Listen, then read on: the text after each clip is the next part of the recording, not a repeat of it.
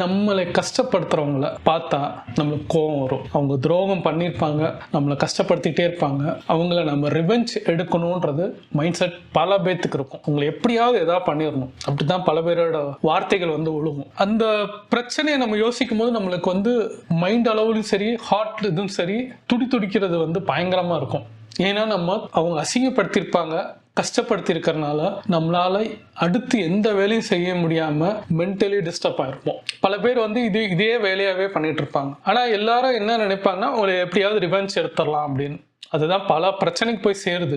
இந்த மாதிரி சிச்சுவேஷன்லாம் எப்படி ஹேண்டில் பண்றது? அவங்கள உடனே ரிவெஞ்ச் எடுக்கிறதா? அவங்கள ரிவெஞ்ச் எடுத்தா என்ன ஆகும்? அவங்கள கஷ்டப்படுத்திட்டாங்க நம்மளையா, நம்ம திருப்பி அவங்கள கஷ்டப்படுத்தினா அவங்களுக்கும் நம்மளுக்கு என்ன வித்தியாசம்? ஒண்ணுமே இல்லை. ஆனா அந்த பண்ணோம்னா என்ன ஆகும்னா, மேலும் தான் பகை உருவாகும், மேலும் நம்ம தான் அங்க அசிங்கப்படுவோம்.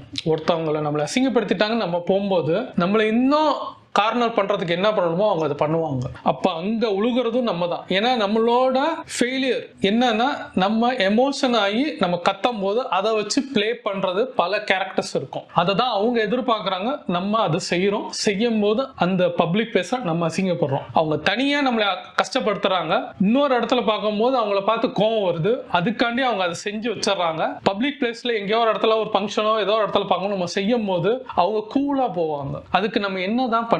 இப்படி பண்றவங்கள பெஸ்ட் நான் பண்ணிட்டு இருக்கிற ஒரு விஷயம், எனக்கு அந்த இது சொல்யூஷன் கொடுத்துருக்கு. நான் என்ன பண்ணுவேன்னா, இது மாதிரிலாம் நானும் அனுபவிச்சிருக்கிறேன், எல்லாத்தையும் அனுபவிச்சிருக்கிறேன். அனுபவிக்காத மனுஷங்க கஷ்டப்படுறதோ துரோகம் நடக்கிறதோ வாழ்க்கையில எல்லாருக்கும் நடக்கும். அதுல இருந்து நான் லெசன் எப்படி எடுத்துக்கிறேன்னா, அந்த சிச்சுவேஷனை ஒரே ஒரு வாட்டி நடந்து முடிஞ்சதுக்கு அப்புறம் ஒரே ஒரு வாட்டி யோசிச்சு பார்ப்பேன். அந்த அவங்க சைடு சொல்றதும் நம்ம சைடு சொல்றதையும் ஒரு எக்ஸாம் பண்ற மாதிரி பண்ணி பார்ப்பேன், யோசிச்சு பார்ப்பேன். தனிமையா ஒரு இடத்துல உட்காந்து யோசிக்கும் போது அந்த இடத்துல நம்ம தப்பு தெரியும். என்ன உடனே அவங்க நம்மளை கஷ்டப்படுறதுக்கு நம்ம தப்பு தெரியும்னா, நம்ம இடம் கொடுத்தனாலதான் அது நடந்திருக்கும். அப்போ இனிமேல் அது செய்யக்கூடாதுன்னு சொல்லிட்டு ஒரு ஸ்மைல் பண்ணிட்டு அந்த இடத்த விட்டு நான் போயிடுவேன். இவ்வளவுதானே மேட்ரு. அவனுக்கு இதுலதான் சுகம். நம்ம காயப்படுறதும் நம்ம அசிங்கப்படுறதும் வாழ்க்கையில நம்ம முன்னேறக்கூடாதுன்னு அவன் மாத்திரம் வாழ்க்கையில முன்னேறணும்னு நினைக்கிற ஒரு ஸ்டாட்டிஸான மைண்ட் செட் இருக்கிறவனுக்கு நம்ம ஏன் இடம் கொடுக்கணும்னு நினைச்சிட்டு நான் அதை யோசிக்காம அப்படி பார்ப்பேன். அதை யோசிக்கவே மாட்டேன், அவனை யோசிக்கவே மாட்டேன், அவனோட என் தலையில வச்சுக்க மாட்டேன். திருப்பியும் அவனை ரியாக்ட் பண்ற மாதிரி இன்னொரு பிளேஸ்ல பார்த்தாலும் கண்டுக்காம போயிடுவான். அவனுக்கு அதான் எரிச்சல். அங்க நம்ம ரிவெஞ்சே என்னன்னா, ஃபர்ஸ்ட் ரிவெஞ்சே என்னன்னா, அவனை கண்டுக்காம நம்ம போறது. அவன் அந்த இடத்துல என்ன பண்ணுவான்னா, நம்மளை தூண்டுறதுக்கு பல இது யோசிப்பான். அவன் தான் அங்க மாட்டிக்குவான். ரைட்டா? நம்ம ஒன்னும் பிரச்சனை மாட்ட மாட்டோம். அவன் தான் திருப்பி நம்மளை ஏதோ பண்றேன்னு பப்ளிக் பிளேஸ்ல அவன் மாட்டிக்குவான். ரெண்டாவது, நீ என்ன இப்படி பண்ணிருக்கிறல்ல, நான் உன்னையோட ஏதோ ஒரு பாயிண்ட்ல பினான்சியலோ இல்ல வேற ஏதோ ஸ்டேஜோ இல்ல வேற ஏதோ நீனு நானும் பண்ணிட்டு ஒர்க்ல இருந்து ஒரு ஸ்டேஜ் மேல தூக்கி காமிக்கிறது என் வேலை. அந்த இதுல ரிவெஞ்ச் எடுத்துக்குவேன். எனக்கு நானே அதுதான் நான் கொடுத்துக்குவேன். நீ பணம் வச்சிருக்கியா வச்சுக்கோ, நீ கார் வச்சிருக்கியா வச்சுக்கோ, ஆனா நீ சம்பாதிக்க முடியாத சில விஷயங்கள்லாம் நான் பண்ணுவேன். அது லைஃப்ல நீ எதிர்பார்க்காத சில விஷயங்கள்லாம் நான் பண்றதுக்கு என்கிட்ட இருக்கு. அது நீங்க யோசிக்க கூட மாட்டா, நான் அதை செய்வேன். அப்ப அதுதான் நான் செய்ய ஆரம்பிச்சேன். அப்ப அவங்க பார்க்கும் போது என்ன ஆகுதுன்னா, ஒண்ணு என்னை பார்த்து தலை குனிஞ்சு போறாங்க, இல்ல என்ன பேசுறதுக்கே கூச்சப்படுறாங்க. என்னடா இவ்வளவு அசிங்கப்படுத்திருக்கோம், இவன் தலை நிமிர்ந்து போறான், நம்ம தலை குனிஞ்சு போறோம், அவங்க தலை குனிஞ்சு போறாங்க. இதான் நடக்குது. அப்ப நம்ம அங்க ஜெயிச்சிருக்கோம். அங்க அவனை அடிக்கல, அவனை பத்தி பேசல, புரணி பேசல, அவனை எதுவுமே நான் பண்ணல. பண்ணது ஃபுல்லா நான் என்னைய மாத்திக்கிட்டேன், என்னை அக்செப்ட் பண்ணிக்கிட்டேன், என் விஷயத்த தெளிவாக்கிக்கிட்டேன். எனக்கு என்ன தேவை, இவெல்லாம் ஒரு மனுஷனா அப்படின்ற மாதிரி தூக்கி போட்டு இதெல்லாம் ஒரு பொருட்டே இல்லை, இது ஒரு குப்பை அப்படின்னு நினைச்சு போனனால எனக்கு ஃபோக்கஸ் வேற விஷயத்துல இருந்தது. அதை பண்ணிக்கிட்டே இருக்கனால நான் ஜெயிக்கிறேன். ஜெயிக்கிறனால அவங்களுக்கு எனக்கு மேல பினான்சியலா கூட இருக்கலாம், ஆனா என்னோட என்ன நினைக்கிறது, ஸ்டேட்டஸ் நினைக்கிறது பணம் மாத்திரம் கிடையாது, அறிவு இருக்கு, நம்ம புத்திசாலி இருக்கு. அவங்களால அந்த மாதிரி புத்திசாலியா யோசிக்க முடியல. காரணம்னா, அடுத்தவனை அடிச்சு அடிச்சு முன்னேற நினைக்கிறவனுக்கு ஒரு ஸ்டேஜ்ல அவனால முன்னேற முடியாது. ஏன்னா நம்ம அவனுக்கு மேல புத்திசாலியா இருப்போம், மாறி இருப்போம், அடிபட்டிருக்கோம்ல, கஷ்டப்பட்டிருக்கோம்ல, துரோகம் பண்ணனால நம்ம கஷ்டப்பட்டிருக்கோம்ல, அவன் என்னென்ன பண்ணுவான்னு நம்மளுக்கு தெரியும். நம்ம அது ரியாக்ட் பண்ணாம நம்ம போகும்போது பாதிப்பு அவனுக்கு. அவன் என்ன குடைச்சல் கொடுத்தாலும் நம்ம பதிலே கொடுக்காதுன்னா, ஒரு தடவை 2 தடவை 3 தடவை 5 தடவைக்கு மேல அவனால கிட்டே வர முடியாது. அதுக்கு மேல பண்ணா அவன் தான் பப்ளிக்ல அடிபடுவான். அவன் தான் பல பேர் பல விதமா பேச ஆரம்பிப்பாங்க. ரைட்டா? அதுதான் நடக்கும் லைஃப்ல. அடுத்தவங்கள ரிவெஞ்ச்னா இந்த மாதிரி ரிவெஞ்ச் இருக்கணும். எந்திரிச்சு வந்து நிக்கிற ரிவெஞ்ச் அது ஒரு நாள்ல நடக்குமாலாம் சொல்ல மாட்டேன். அது நடக்கிற சில காலங்கள் ஆகும், பொறுத்து இருக்கணும். அவனை பழி வாங்கணும்ன்றதுக்காண்டி நீங்க வேலை செய்யாதீங்க.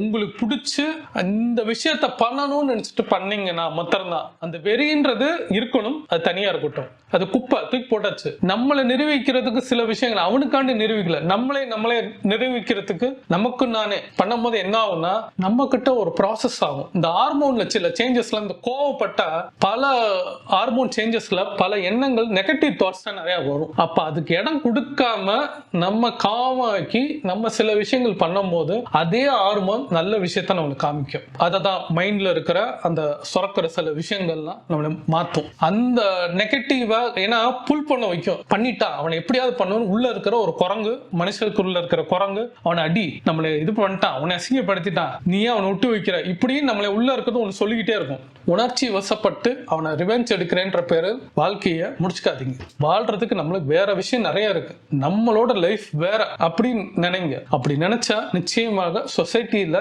அந்த மாதிரி பீப்புள்ஸ் குறைஞ்சிக்கிட்டே வருவாங்க. நான் இப்போ இந்த வீடியோ மாதிரிலாம் நான் பண்றது என்னன்னா, என்னால முடிஞ்ச இந்த சொசைட்டிக்கு ஏதாவது நல்லது செய்யணும், அதுதான் என் மோட்டவே. அதுதான் அதான் நான் செஞ்சுக்கிட்டே இருப்பேன். ஆனா அவனால உட்கார்ந்து இந்த மாதிரி வீடியோ எடுத்து போட முடியுமா? யாராலையும் போட முடியும், உங்களாலையும் போட முடியும், யார் வேணா போட முடியும். ஆனா செய்ய முடியுமா? ஒரு ஸ்டேபிளா, ஒரு கண்டினியூட்டியா, ஒரு கன்சிஸ்டன்சியா பண்ணிக்கிட்டே இருக்க முடியுமா? நான் பண்ணிட்டு இருக்கிறேன். நான் இதை எடுத்து முழு மூச்சா பண்ணிட்டு இருக்கிறேன். இப்போ அவங்க பண்ண முடியாது. அவங்களுக்கு எனக்கு அதான் வித்தியாசம். அவங்க என்னை பார்த்து பொறாமப்படுறது, உலகத்துல இருக்கிற நிறைய இடத்துல என் வீடியோ பாக்குறாங்க, ஷேர் ஆகுது. ஏன் நான் யாருக்குமே ஷேர் பண்ணாதப்ப என்னோட ரிலேஷன்லயும் யார் யாரெல்லாம் வந்து கொடுத்து எனக்கே அந்த வீடியோ ரிப்பீட்ல வருது, உன் வீடியோ இது எங்களுக்கு வந்துச்சுன்றாங்க. தெரிஞ்ச ஒரு பல வருஷத்துக்கு முன்னாடி பேசின ஒரு பையன் என்னை கால் பண்ணி பேசினது, சில நண்பர்கள்லாம் என்னை கால் பண்ணி பேசினது. அது காரணம் இதை தனித்துவமா பண்ணது. இததான் நான் யாரு டீம் போல, என்னை தேடிதான் எல்லாரும் வராங்க. இது கர்வம் கூட இருக்கலாம், ஆனா பண்ற வேலையை கரெக்டா பண்றேன். இதுதான் என் சக்சஸ், இதுதான் என் ரிவெஞ்ச். கொடுத்துட்டேன், உலகத்துக்கே நான் ரிவெஞ்ச் கொடுத்துட்டேன். யார் யாரெல்லாம் என்னை தப்பா பேசினாங்களோ அவங்களால இனிமேல் பேசவே முடியாது. என்னோட வரலாறும் பேசும், ஏன் நான் பண்ணிட்டு இருக்கிற விஷயங்களும் பேசும். நான் எதுலையுமே பண்ணல, என்னதுக்குள்ளேயும் போகலன்றது என் சார்பா 10 பேர் பேசிட்டு தான் இருக்கிறாங்க. நான் பேசவே தேவையில்லை அங்க, ஏன்னா நான் பண்ணிட்டு இருக்கிறேன், நான் என் வேலையை பண்ணிட்டு இருக்கிறேன். அப்ப என்னைய பாக்குறவங்க அத்தனை பேரும், என்னோட வெல்விஷர்ஸ் நிறைய பேர் இருக்கவங்க, என்னோட அபிமானி சில பேர், என்னை பிடிச்சவங்க அத்தனை பேர்லாம் நீ என்னை யார் யாரெல்லாம் கவுக்கணும்னு நினைச்சாங்களோ அவங்க கிட்ட அவங்க சண்டை போட்டிருக்காங்க. இதான் நடக்குது. அப்படி ஏன் இப்படி சொன்னீங்க? இப்ப பாரு, அவன் பாட்டு அவன் வேலையை பார்க்கறான், நீ உன் வேலையை பாரு. அவன் ஏதாவது உன் விஷயத்துக்கு வந்தானா, ஏதாவது சொத்து சம்பந்தமா அவன்கிட்ட வந்தானா, நீ தான் அவன் சொத்தை, அவங்க வீட்டுல அவங்க அம்மா அப்பா சொத்தை நீ வித்து நீ கமிஷன் பார்த்த.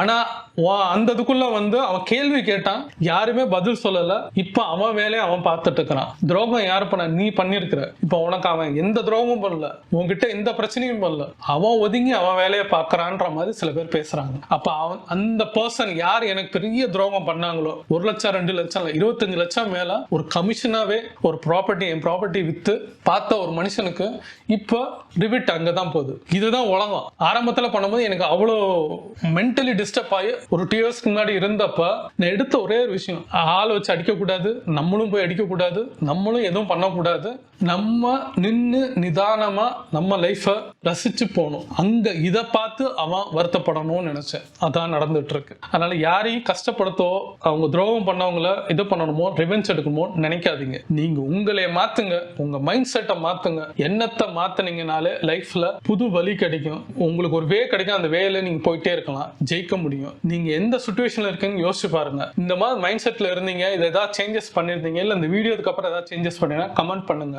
நானும் தெரிஞ்சுக்கிறேன் உங்க ப்ராப்ளம் என்ன தெரிஞ்சுக்கிறேன். ஏன்னா லைஃப்ல எல்லாருக்கும் ப்ராப்ளம் இருக்கு.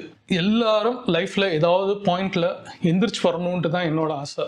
உங்களை நான் தூக்கி விடுறேன், உங்க கூட நான் டிராவல் பண்ண நான் ரெடியா இருக்கிறேன்.